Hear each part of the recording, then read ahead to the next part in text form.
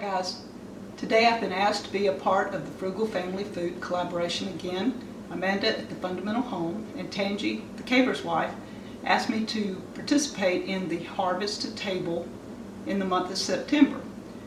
I participated in their original week-long series that they did back in February, and I did the Valentine's meal. So this is like a pleasure for me to be a part of Tangi and Amanda's collaboration again. I'm going to link it in the cards above so you can see all the great meals that people have prepared. It is a wonderful collaboration, and lots of the meals are something that you may have already done, but there may be a twist on it. A lot of them may be new to you, so try it out. But this is our Harvest to Table, and I'm doing a sweet potato casserole along with other vegetables. These are the ingredients for our sweet potato casserole that we're going to be using today. We have our sweet potatoes, our butter, pecans, brown sugar, regular sugar, vanilla, milk, flour, and since I'm using gluten-free baking flour, I have to have my baking powder. I'm using the recipe today out of my gluten-free cookbook, Cooking Southern Style with Deep South Homestead. It is on page 16. It's called a sweet potato casserole. And I discovered a mistake.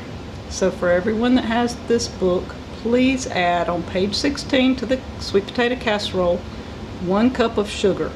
When it says mixing it up, it calls for the sugar, but in the ingredients list, I forgot the 1 cup of sugar to add to the sweet potatoes. For those of you that have the cookbook, please make this correction because it won't taste as good without the sugar in the sweet potatoes. We start with our sweet potatoes. These were large sweet potatoes, so I cut them in half, put them in water, and we don't have the electric pressure pot, but I do have this one. I'm going to put the lid on, and when it starts building pressure, we're going to put the little weight on, and we're going to pressure it about 25 minutes, I imagine. That way the potatoes should be good and done, and I don't have to wait on them to bake, or I don't have to slice them and boil them. Once they come out, I'll just slip the rest of the skins off and mash. Our sweet potatoes have been pressure cooked for about 25 minutes. Let's see how done they are. The knife just slides right through. That means they will mash really well. For our topping to our sweet potato casserole, we're going to use 1 stick of butter. This is unsalted butter. Then it calls for half a cup of pecans, but I went a little crazy with the pecans, so it's almost a cup. I chopped the pecans in little pieces because I didn't want to put them through a blender and make them really mush. I like to bite into my pecans. Then I have a cup of brown sugar and 1/3 cup of baking flour, plus I added a little bit of salt and baking powder to it. About half a teaspoon of baking powder and a pinch of salt. We're going to mix these together, and this will be our topping. The pecans are from our friends at Scratch Made Homestead. They own Tanner's, which is, I think it's tanners.com, but I will put a link to their store. All kinds of pecan goodies. So thanks for the pecans, Danny and Leslie. We love them.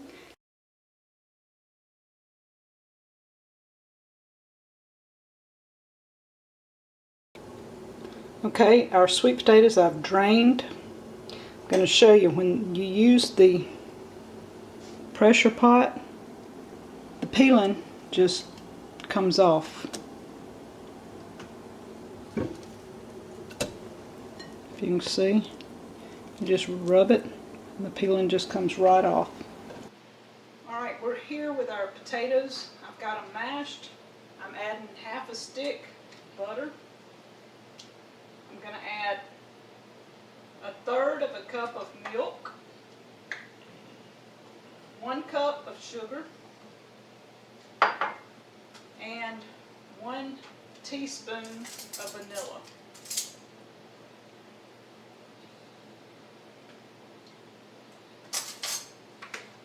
We're going to mix this up, and then from there I'm going to put it in our pan, add our topping.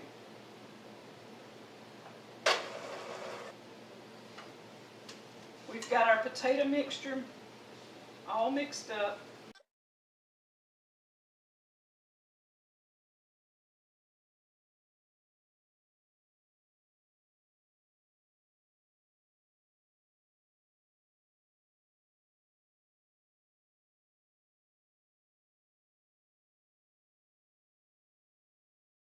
Our topping that we mixed together, butter, brown sugar, pecans, and flour. You just kind of crumble it over the top and try to coat the top a little bit.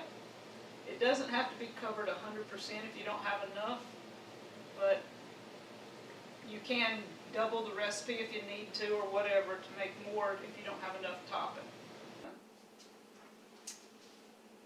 It's going into the oven. These are fresh butter beans from our container garden. I picked them a few days ago. We're going to have these as a side dish to our sweet potato casserole.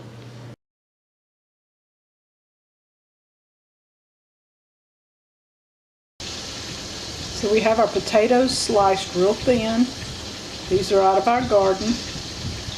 We harvested those about 3 months ago. I've added salt and pepper, garlic powder, and onion powder to this.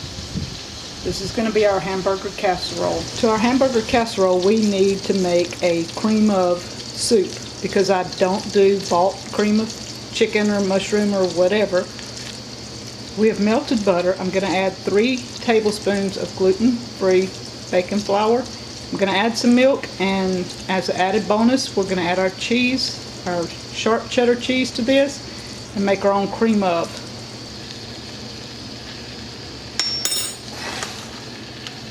Put it back on the fire, turn it down a little bit. You don't want it to brown, you just want to kind of make a roux, and this little mini whisk is like one of the best things ever invented for this kind of stuff. Mix together really well, no lumps. And you see it starting to cook. And we're going to add our almond milk till I get the consistency I want. Usually about a cup. You want about what you're going to have, and you don't want it too thick, so you have to play with this recipe sometimes. It's usually 3 tablespoons of butter, 3 tablespoons of flour, and I think it's a cup of milk to make it where it's not too thick. You see it's getting a little bit thicker, so we add a little bit more milk. And then when we get this to the consistency we want, I'll let it cook for a minute, probably about 5 minutes maybe. Alright, this is getting to where I want it. Let me show you. You see it's a little bit runny right now. It'll thicken on up. And we're going to add the cheese as it gets hot.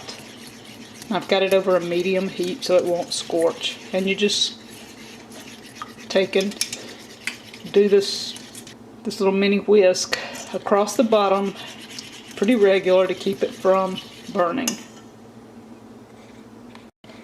Okay, so this is getting pretty hot. We're going to keep it on a low simmer. And we're going to start adding our cheese. This is sharp cheddar.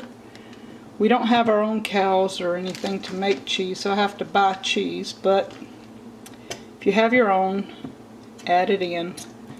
We'll let this melt, and you see it's getting kind of thick and pasty. And that's what you want with your cream of. You want a thick, pasty cream of to add to our potatoes and ground beef. We have browned our ground beef to add to our potato casserole. We have our cream of, I guess you would say cheese, because I added cheese to it. It's a little thick, so I'm going to add, the recipe usually calls for a can of either chicken broth or beef broth or something like that. Since I don't really have that, we're going to add probably about half a cup of milk to the ground beef, add the cheese mixture, and then pour it over our potatoes.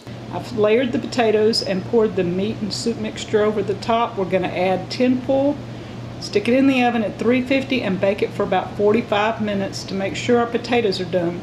You check the potatoes at that time. If not, leave it another 5 to 10 minutes till the potatoes are done.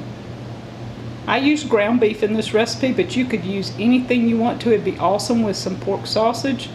You could use ground deer. Any kind of ground meat that you have on your homestead would work. Ground turkey, ground rabbit, ground chicken, It doesn't matter, it just changed the flavor a little. You can use the recipe for any ground meat that you have.